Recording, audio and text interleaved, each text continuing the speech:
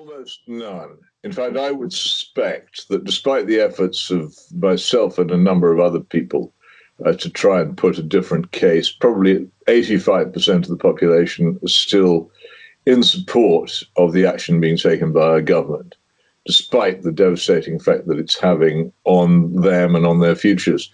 I think that there's a very widespread ignorance of the danger, and I also think there's a great deal of fear, real fear of disease in parts of the population, which is preventing people from thinking rationally. I think it's the most extraordinary thing I've ever seen. It makes the frenzy over the death of Princess Diana seem quite minor as a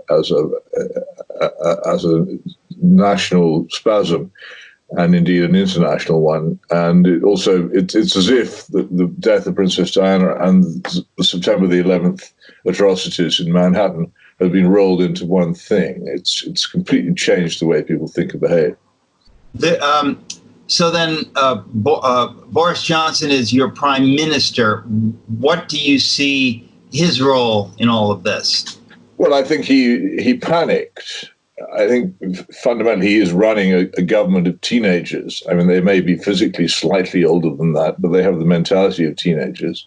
They were confronted with something faintly frightening, and rather than think about it and carefully choose a course of action, they flew into a panic, not perhaps realizing how serious the damage would be or how difficult it would be to reverse the panic.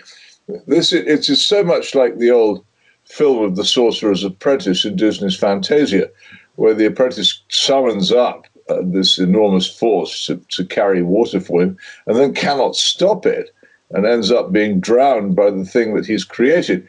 And they don't know how to stop the fear that they've started, and they don't know how to stop the panic that they've started. And so they're now completely at the mercy of their own policy, and they haven't the nerve to admit they made a mistake. It takes a real courage to admit that you've made a mistake, to apologize for it, and even greater courage to reverse it. And they haven't got the quality to do that. So we're stuck with it. So you don't think Boris Johnson is leading well, obviously? No, I've never had much of an opinion of him. He's an engaging company and sometimes fun to read and an interesting performer. But as an intellect and as a person of political grasp, I've never thought that he was particularly qualified, and none of these events have changed my mind about that. Who do you think in the last election would have been the most qualified? I can't think of anybody, I'm afraid. The British political class has been infantilized for a long time, and I've long abstained from having anything to do with them. Well, let's talk about something many of my listeners and viewers here on YouTube will not be familiar with it, but I saw a wonderful photo, at least it encouraged me, of a multitude of people. I think it was in the Oxford High Street, kneeling. Among them was a single solitary figure not kneeling. You, sir, were that single solitary figure. Can you explain to my audience what was happening there? Well, I get a lot of undeserved abuse, so I suppose I should be pleased to get some undeserved praise. They weren't actually kneeling. They hadn't taken the knee, as the saying goes. They were sitting down. They'd taken the buttock, and it wasn't, and I wasn't doing that. They were sitting down. I think in commemoration of George Floyd, and I decided that for two reasons I wasn't going to do it. One, I was there as a journalist, and my training has always been don't get involved when you're a journalist at any occasion. Whatever you think, don't heckle, but also don't join in. So I naturally wouldn't do so. And in any case, I wouldn't have done so had there been any pressure to do so. So I got a lot of undeserved praise for that, which I'm happy to accept because it makes up for all the undeserved abuse. Well, only you would say that it's undeserved praise. I don't see how it's undeserved. I think most journalists would have not thought logically the way you did, and they would have taken a buttock, or actually probably two buttocks, as the case may be. I don't know that one can take a buttock. So maybe one can take a fundament. Would that be better? I've seen it done. I can tell you, they can do it. So, but that photo, as you know, was blasted out on the internet of you standing among those cringing or crouching or sitting or whatever it was. Sitting. Let's go any further than we need to. Well, that's as far as I'd like to go, and it's my program. And listen, okay. You, sir, in standing. See, I think the reason you're just unbelievably diffident, even for a Brit. But the idea to me of doing what you and I might rightly say deserves no praise, particularly in this day and age, is nonetheless remarkable because so few are doing it. So it's really simply the idea that you did what anyone might have done, but that no one else actually did. So you see that distinction. Well, it's kind of you to say so, as I say. I was there. I don't rate it that highly. I wasn't certainly under any pressure to do so from anybody. Nobody was threatening me or even heckling me or shouting at me. It didn't really occur to me to do it, so I didn't. So, as I say, I'm happy to accept the compliment, but I don't want myself, if asked about it, to overrate the event. I just think it's in many ways just funny because I think of you as an absolutely dedicated contrarian. And the very idea. I've told you before, you mustn't call me that. And why mustn't I? It sounds as if I do it for its own sake, and I don't. I never. There are lots of things I don't oppose and don't disagree with. I oppose only those things which I. And yet, ironically, you're disagreeing with me just now, are you not? Well, no, I'm telling you that I regard the expression contrarian as something very close to an insult. It suggests that I've taken the position for some sort of gain.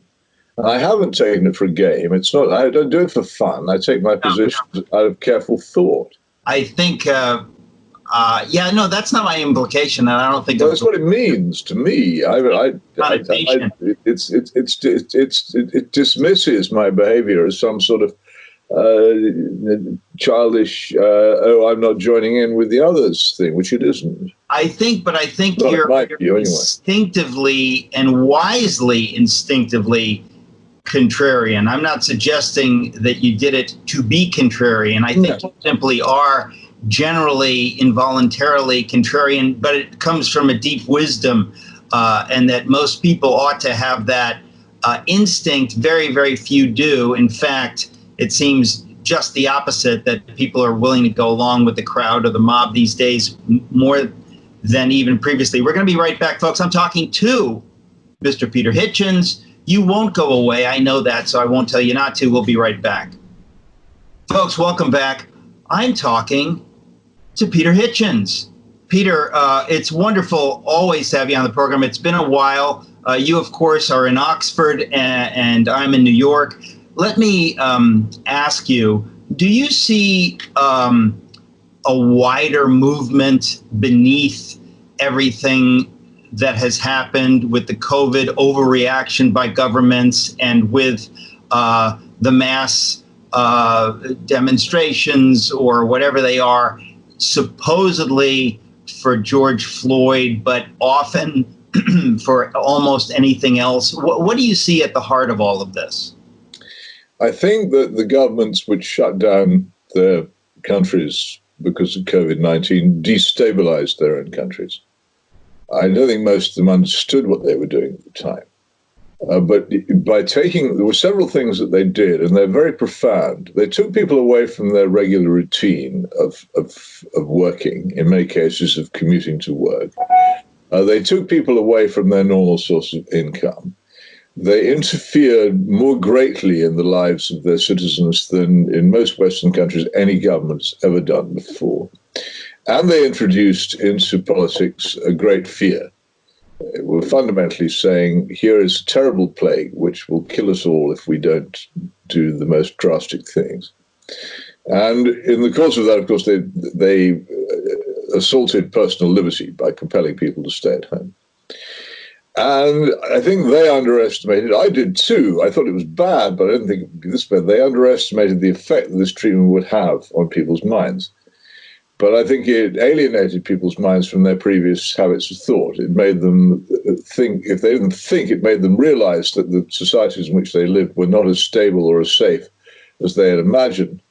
And it made many of them, I think, increasingly wonder that the lives that they'd been compelled to cease having, of daily work and daily commuting and all the rest of it, made them wonder whether those things would ever come back. And I think it's spread as I think there's probably a great submerged insecurity among people who, although they don't think about it much directly, must be aware that their future employment and prosperity is in many cases at risk. And of course, in the United States, in many cases, people have actually lost jobs, which in Britain they haven't because they're being paid by the government, 80% of their wages in many cases. So that has had a profound effect. And I think it's created what when I was a Marxist-Leninist, used to call a revolutionary situation, in which the foundations of society, its general rules and institutions, are greatly weakened, and in which ideas which had previously been either minor or marginal or unacceptable spread in a feverish way through society.